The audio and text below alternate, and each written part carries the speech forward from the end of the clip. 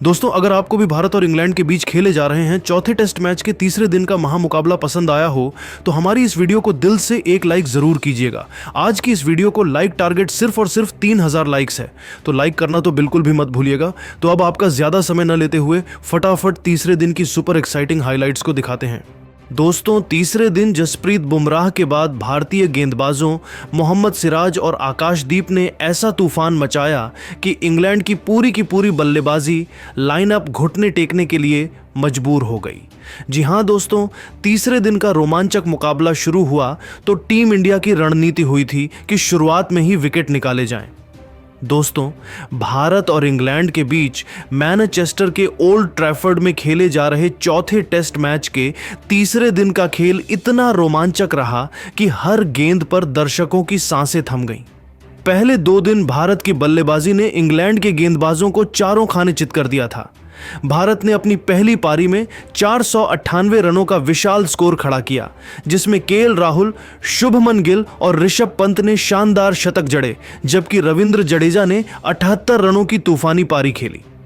आज तीसरे दिन इंग्लैंड की टीम बल्लेबाजी के लिए उतरी और भारतीय गेंदबाजों ने ऐसा कहर बरपाया कि इंग्लैंड के बल्लेबाज घुटने टेकने के लिए मजबूर हो गए। जी हां दोस्तों, मैनचेस्टर के मैदान पर सुबह जैसे ही तीसरे दिन का खेल शुरू हुआ, मैनचेस्टर की पिच पर हल्की नमी थी, जो भारतीय तेज गेंदबाजों के लिए किसी वरदान से कम नहीं थी।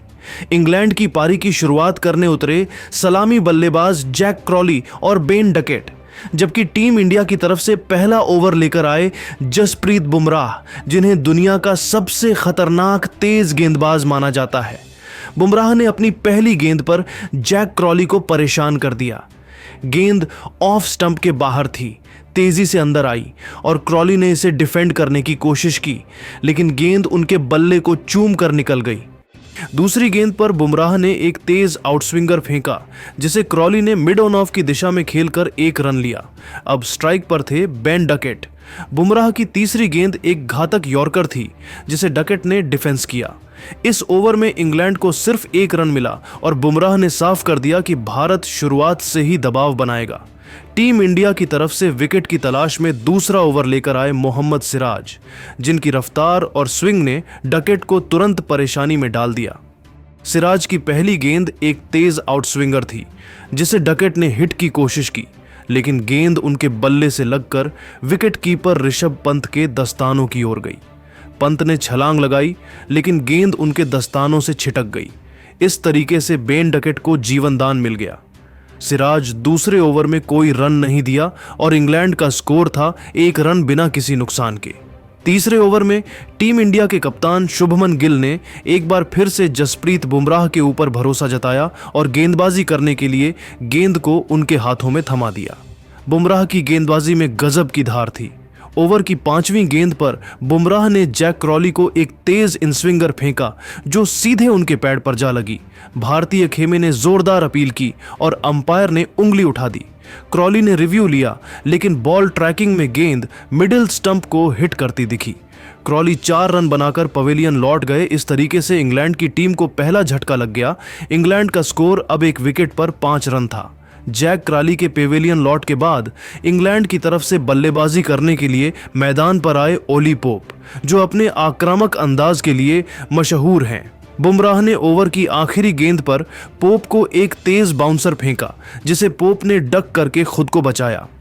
5वें ओवर में सिराज ने बेन डकेट को एक शानदार यॉर्कर फेंका, जो उनके बल्ले और पैड के बीच से निकलकर स्टंप्स को उड़ा ले गया। डकेट सिर्फ 6 रन बनाकर आउट हो गए और बेहद निराश मन से पवेलियन की तरफ लौट गए। इस तरीके से सिर्फ 12 रन के स्कोर पर ही इंग्लैंड के 2 दिग्गज बल्लेबाजों का विकेट गिर गया। बेन डकेट का विकेट गिरने के बाद ओली पोप का साथ देने के लिए मैदान पर अब आए जो रूट, जिन्हें इंग्लैंड का सबसे भरोसेमंद बल्लेबाज माना जाता है। दोनों बल्लेबाजों के कंधों पर इंग्लैंड की पूरी जिम्मेदारी थी। टीम इंडिया को यह बात अच्छी तरीके से मालूम था कि जो रूट भारतीय टीम के लिए खतरा बन सकते हैं, इसीलिए भारतीय कप्तान शुभमन गिल ने रणनीति बदली और 7वां ओवर लेकर आए युवा तेज गेंदबाज आकाशदीप। आकाश ने अपनी दूसरी गेंद पर जो रूट को परेशान किया, गेंद ऑफ स्टंप के बाहर थी और रूट ने उसे ड्राइव करने की कोशिश की, लेकिन गेंद उनके बल्ले का बाहरी किनारा लेते हुए स्लिप में यशस्वी जायसवाल के पास गई। जायसवाल ने शानदार कैच लपका और रूट बिना खाता खोले पवेलियन लौट गए। इस तरीके से भारतीय गेंदबाजों के खतरनाक गेंदबाजी के सामने मात्र 12 और उनके स्कोर पर इंग्लैंड के 3-3 विकेट गिर गए। भारतीय टीम ने मुकाबले में मजबूती से अपनी पकड़ बना रखे थे और इंग्लैंड की टीम को किस मुकाबले में बने रहने के लिए एक बड़ी साझेदारी की जरूरत थी। एक छोर से इंग्लैंड के विकेट गिरते जा रहे थे, लेकिन दूसरी तरफ ओली पोप मैदान पर डटे हुए थे, जो रूट के पवेलियन लौटने के बाद इंग्लैंड की तरफ से बल्लेबाजी करने के लिए मैदान पर अब आए हैरी ब्रुक, जो अपनी तेज तर्रार बल्लेबाजी के लिए जाने जाते हैं। 10वें ओवर में भारत ने गेंदबाजी पहला बदलाव किया और गेंद सौंपी रविंद्र जडेजा को। जडेजा ने अपनी पहली गेंद पर ब्रुक को परेशान किया। उनकी गेंद टर्न और बाउंस के साथ आई, लेकिन ब्रुक ने इसे सावधानी से डिफेंड किया। जडेजा ने इस ओवर में सिर्फ 2 रन दिए, जिसमें ब्रुक ने एक सिंगल और पोप ने 1 रन लिया। 15वें ओवर तक इंग्लैंड का स्कोर 3 विकेट पर 40 रन था। ओली पोप और हैरी ब्रुक ने सतर्कता के साथ बल्लेबाजी की। सिराज और बुमराह लगातार विकेट की तलाश में थे, लेकिन ब्रुक ने अपने अनुभव का परिचय देते हुए कुछ शानदार शॉट्स खेले। 18वें ओवर में सिराज ने एक शानदार कवर ड्राइव की अनुमति दी, जब ब्रुक ने उनकी गेंद पर 4 रन बटोरे। 20वें ओवर में टीम इंडिया की तरफ से शार्दुल ठाकुर को गेंदबाजी के लिए लाया गया। ठाकुर ने अपनी स्विंग और सटीक लाइन से ब्रुक को परेशान किया। ओवर की चौथी गेंद पर ठाकुर ने एक तेज आउट स्विंगर फेंका, जिसे ब्रुक ने ड्राइव करने की कोशिश की, लेकिन गेंद उनके बल्ले का किनारा लेते हुए स्लिप में केएल राहुल के पास गई। राहुल ने कोई गलती नहीं की और ब्रुक 15 रन बनाकर आउट हो गए। इंग्लैंड का स्कोर अब 4 विकेट पर 55 रन था। हैरी ब्रुक का विकेट गिरने के बाद मैदान पर अब आए खुद इंग्लैंड के कप्तान बेन स्टोक्स और उनके कंधों पर पारी को संभालने की जिम्मेदारी थी। 25वें ओवर तक इंग्लैंड ने सावधानी से खेलते हुए स्कोर को 4 विकेट पर 80 रन तक पहुंचाया। ओली पोप ने जडेजा के खिलाफ एक स्वीप शॉट खेलकर 4 रन बटोरे, जबकि स्टोक्स ने आकाशदीप की गेंद पर एक शानदार कट शॉट खेला। लंच से ठीक पहले 30वें ओवर में वाशिंगटन सुंदर को गेंदबाजी के लिए लाया गया। सुंदर ने अपनी ऑफ स्पिन से ओली पोप को परेशान किया। ओवर की 5वीं गेंद पर सुंदर ने एक फ्लाइटेड गेंद फेंकी, जिसे पोप ने ड्राइव करने की कोशिश की, लेकिन गेंद टर्न होकर उनके बल्ले का किनारा ले गई और स्लिप में शुभमन गिल ने आसान कैच पकड़ लिया। पोप 20 रन बनाकर आउट हुए। लंच के समय इंग्लैंड का स्कोर 5 विकेट के नुकसान पर 100 रन था। अब इंग्लैंड की पारी को बेन स्टोक्स और जेमी स्मिथ मिलकर संभाल रहे थे और इंग्लैंड की उम्मीदें अब इन दोनों पर टिकी थीं। लंच के बाद भारतीय गेंदबाजों ने और भी आक्रामक रुख अपनाया। 31वें ओवर में जसप्रीत बुमराह ने बेन स्टोक्स के खिलाफ तेज गेंदबाजी की। उनकी एक तेज बाउंसर को स्टोक्स ने हुक करने की कोशिश की, लेकिन गेंद उनके बल्ले का ऊपरी किनारा लेते हुए हवा में गई। मिड विकेट पर साई सुदर्शन ने शानदार कैच लपका और स्टोक्स 18 रन बनाकर आउट हो गए। इंग्लैंड का स्कोर अब 6 विकेट पर 110 रन था। बेन स्टोक्स के पेवेलियन लौटने के बाद जेमी स्मिथ का साथ देने के लिए मैदान पर अब आए क्रिस वॉक्स। 35वें ओवर तक इंग्लैंड का स्कोर 6 विकेट पर 135 रन था। जेमी स्मिथ और क्रिस वॉक्स ने सावधानी से बल्लेबाजी की। स्मिथ ने सिराज की गेंद पर एक शानदार कवर ड्राइव खेलकर 4 रन बटोरे, जबकि वॉक्स ने जडेजा के खिलाफ एक सिंगल लिया। 40वें ओवर में रविंद्र जडेजा ने फिर से कमाल दिखाया। उनकी एक टर्निंग गेंद ने जेमी स्मिथ को अपना शिकार बनाया। गेंद उनके बल्ले का किनारा लेते हुए स्लिप में यशस्वी जायसवाल के पास गई। जायसवाल ने शानदार कैच लपका और स्मिथ 15 रन बनाकर आउट हो गए। इंग्लैंड का स्कोर अब 7 विकेट पर 155 रन था।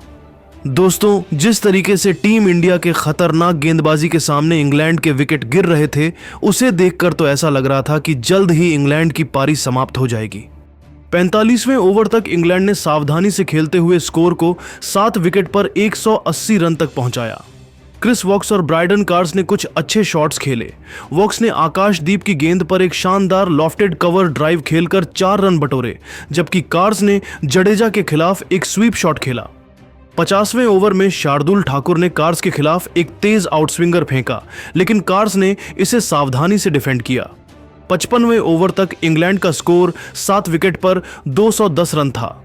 वॉक्स ने वॉशिंगटन सुंदर की गेंद पर एक शानदार कट शॉट खेलकर 4 रन बटोरे। टी ब्रेक होने तक इंग्लैंड का स्कोर 7 विकेट के नुकसान पर 230 रन था। टी ब्रेक के बाद भारतीय गेंदबाजों ने और भी जोरदार वापसी की। 61वें ओवर में रविंद्र जडेजा ने क्रिस वॉक्स को एक शानदार टर्निंग गेंद फेंकी, जिसे वॉक्स ने डिफेंड करने की कोशिश की, लेकिन गेंद उनके बल्ले का किनारा लेते हुए स्लिप में शुभमन गिल के पास गई। वॉक्स 35 रन बनाकर आउट हुए। इंग्लैंड का स्कोर अब 8 विकेट पर 235 रन था। मैदान पर अब आए जोफ्रा आर्चर। 65वें ओवर में आकाशदीप ने ब्रायडन कार्स के खिलाफ एक तेज बाउंसर फेंका। कार्स ने इसे हुक करने की कोशिश की, लेकिन गेंद उनके बल्ले का ऊपरी किनारा लेते हुए फाइन लेग पर साई सुदर्शन के पास गई। सुदर्शन ने शानदार कैच लपका और कार्स 20 रन बनाकर आउट हुए। इंग्लैंड का स्कोर अब 9 विकेट पर 245 रन था। अब इंग्लैंड की पारी समाप्ति की कगार पर पहुंच चुकी थी। 70वें ओवर तक इंग्लैंड का स्कोर 9 विकेट पर 245 रन था, 260 रन था। जोफ्रा आर्चर और शोएब बशीर ने कुछ अच्छे शॉट्स खेले। आर्चर ने सिराज की गेंद पर एक शानदार लॉफ्टेड कवर ड्राइव खेलकर 4 रन बटोरे। 75वें ओवर में जसप्रीत बुमराह ने फिर से कमाल दिखाया। उनकी एक तेज इनस्विंगर ने जोफ्रा आर्चर को क्लीन बोल्ड कर दिया। जोफ्रा आर्चर 25 रन बनाकर अपना विकेट गंवा बैठे। इस तरीके से इंग्लैंड की टीम 265 रनों पर ही ऑल आउट हो गई। तो दोस्तों, यह रहा भारत और इंग्लैंड के बीच चौथे टेस्ट मैच के तीसरे दिन की शानदार हाइलाइट्स, जिसमें भारत के गेंदबाजों खासकर जसप्रीत बुमराह के साथ साथ रविंद्र जडेजा ने खतरनाक गेंदबाजी करते हुए इंग्लैंड के टॉप ऑर्डर बल्लेबाजी को घुटने टेकने के लिए मजबूर कर दिया। इसके बाद मोहम्मद सिराज, आकाशदीप और शार्दुल ठाकुर ने भी जबरदस्त गेंदबाजी करते हुए इंग्लैंड की पारी को समाप्त कर दिया।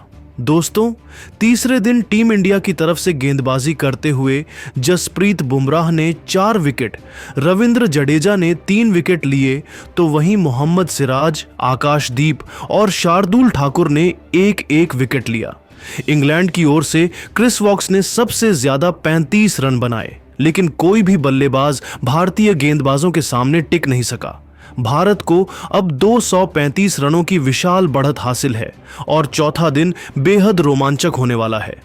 तो दोस्तों, देखा आपने कैसे टीम इंडिया ने शानदार वापसी करते हुए न सिर्फ तीसरे टेस्ट मैच में हार का बदला लिया, बल्कि चौथे टेस्ट मैच में मजबूत स्थिति में है और ऐसा लग रहा है कि अब भारतीय टीम चौथे टेस्ट मैच को जीतकर सीरीज को 2-2 से बराबर कर देगी।